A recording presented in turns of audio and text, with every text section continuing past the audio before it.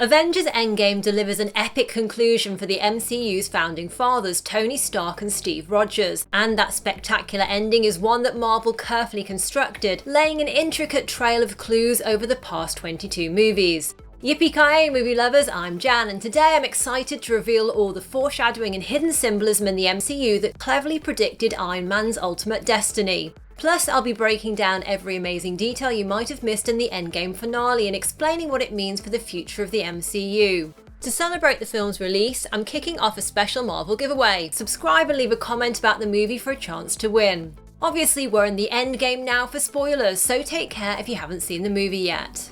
As Tony himself says in this movie, part of the journey is the end. And in the final big battle after it seemed like the Mad Titan would win yet again, Tony made the ultimate sacrifice, stealing back the Infinity Stones from Thanos and snapping them in his own gauntlet. This dusted Thanos and his army, but also mortally wounded Tony as the radiation from the snap burned up his armour and body. Tony's final words to the world before he snapped were, "I am Iron Man," a perfect retort to Thanos' line, "I am inevitable," which the Mad Titan uttered just before trying and failing to snap for the last time. But more than that, Tony's final words are also a perfect callback to the end of the first Iron Man movie which launched the MCU. I'm just not the hero type, clearly. With this laundry list of character defects, all the mistakes I made. Truth is, I am Iron Man. After what happened in Endgame, it's interesting to look back to the Avengers' early days together. For example, when Steve told Tony, "The only thing you really fight for is yourself. You're not the guy to make the sacrifice play, to lay down on a wire and let the other guy crawl over you." I think I would just cut the wire. Yet Tony proved he was willing to sacrifice himself for the greater good during the Battle of New York and most recently in Endgame, and even back when he faced off with Obadiah Stane. But his ultimate sacrifice was most poignantly foreshadowed in Age of Ultron when Tony talked to Nick Fury about the terrible vision he'd seen of his legacy. Scarlet Witch induced the vision in Tony, but it was a product of his own fears about the future. And as he explained to Fury, what he dreaded most wasn't dying, but that he'd watch the others die while he survived. And I'm the man who killed the Avengers. So I'm all dead, Nick. Felt it. The whole world, too. I was shown. It wasn't a nightmare, it was my legacy. The end of the path I started us on. Some parts of Tony's vision, such as the invading Leviathans and Cap's broken shield, did come true during the final battle in Endgame. However, unlike Infinity War, where Tony had to watch many of his fellow heroes turn to dust, this time he saved the Avengers and died instead, creating the legacy he wanted.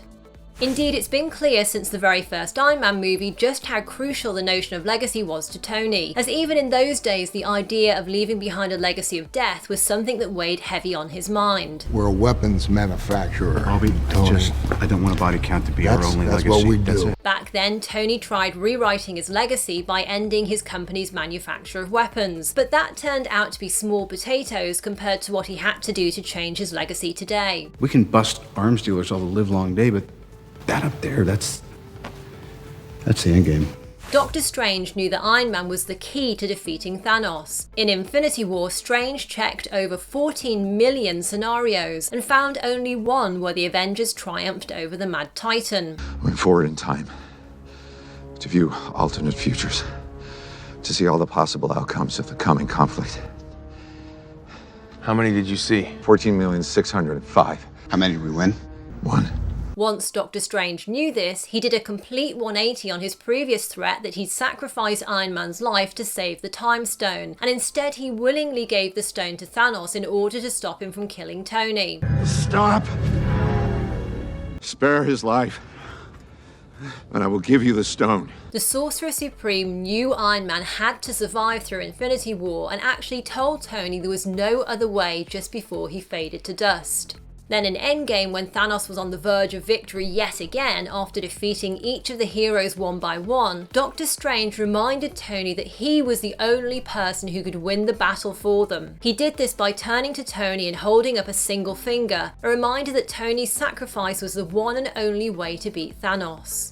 Looking back to Civil War then, when Hawkeye called Tony the futurist who sees all and knows what's best for you whether you like it or not, although that was an Easter egg to both the comics and Robert Downey Jr.'s music album, and although Hawkeye was annoyed and mocking Tony when he said it, it turns out that Hawkeye's words were pretty accurate. Thanks to Doctor Strange, Tony was the only living Avenger who realised there was just a single way to win the war that they were waging once and for all. As Thanos said in Infinity War, Tony was indeed cursed with knowledge. Tony's death is of course heartbreaking as his friends and fellow Avengers Rhodey and Peter Parker find him dying, and Pepper comes over and tells him he can rest now. Even in Endgame, when Tony tried to stay away from the Avengers and live a peaceful life with his daughter Morgan and Pepper, he couldn't do it. When he solved the time travel conundrum that the Avengers were facing, he felt that he should lock the Discovery away and destroy it so he couldn't go off on another adventure. But the pull of the Iron Man suit and his desire to be the hero and tech genius has always been too strong. From revealing himself as Iron Man at the press conference in his first film, to taking on his last incredibly dangerous mission in Endgame. For Tony, living and dying as Iron Man was basically his destiny. And what an amazing 11-year journey it's been for his character, and what a long way he's come from being a man reluctant to act against terrorists using his company's weapons. Are you going to do something about it? Do anything that could kill me. You. Either way, and if they don't, I'll probably be dead in a week. To becoming a man prepared to offer himself up for the good of others. Tony's final stand against Thanos was the last act of defiance of the great Tony Stark, to quote Yinsen, who urged Tony not to waste his life just before he died saving the billionaire genius in Afghanistan, and Tony certainly took those words on board. Ultimately then, what Tony told Pepper back in 2008 about his evolution turned out to be true. If I were Iron Man, I'd have this girlfriend who knew my true identity. She'd be a wreck. She'd always be worrying that I was going to die, yet so proud.